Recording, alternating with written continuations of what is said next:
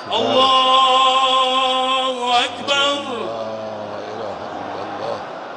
প্রিয় শিষ্যের জানাজা পড়াচ্ছেন ইরানের সর্বোচ্চ ধর্মীয় নেতা আয়াতুল্লাহ আলী খামেনি। বুধবার সকালে তেহরানে নিহত ইরানের প্রেসিডেন্ট ইব্রাহিম রাইসি ও বাকিদের জানাজা অনুষ্ঠিত হয়। امید ملت ایران و جهانید همه با هم حسین حسین شعار ماست شهادت افتخار ماست। জানাজার পরই কান্নার রোল পড়ে তেহরান জুড়ে।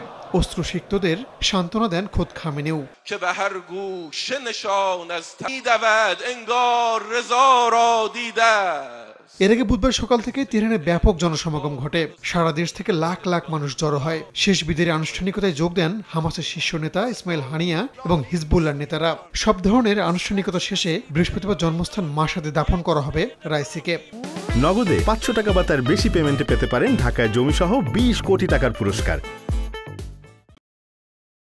এদিকে ইরানের প্রেসিডেন্ট ইব্রাহিম রাইসিকে নিয়ে হেলিকপ্টার বিধ্বস্ত হওয়ার ঘটনায় যুক্তরাষ্ট্রকে দুষছেন রাশিয়ার পররাষ্ট্রমন্ত্রী সের্গেই ল্যাভরভ। তিনি বলেন, মার্কিন নিষেধাজ্ঞার কারণে ইরানের অভ্যন্তরে উড়োজাহাজ চলাচল সংকটের মুখে পড়েছে। বিভিন্ন দেশের উপর যুক্তরাষ্ট্রের নিষেধাজ্ঞার কারণে বিমানসহ বিভিন্ন যন্ত্র মেরামতে খুচরা যন্ত্রাংশ পাওয়া যায় না বলেও অভিযোগ করেন তিনি। অন্যদিকে সদ্য প্রয়াত প্রেসিডেন্ট খুবই নির্ভরযোগ্য একজন অংশীদার ছিলেন বলে জানান রুশ প্রেসিডেন্ট ভ্লাদিমির পুতিন। রাইসির অবর্তমানে তেহরান মস্কো কূটনৈতিক সম্পর্ক অটুট থাকবে বলেও জানান পুতিন।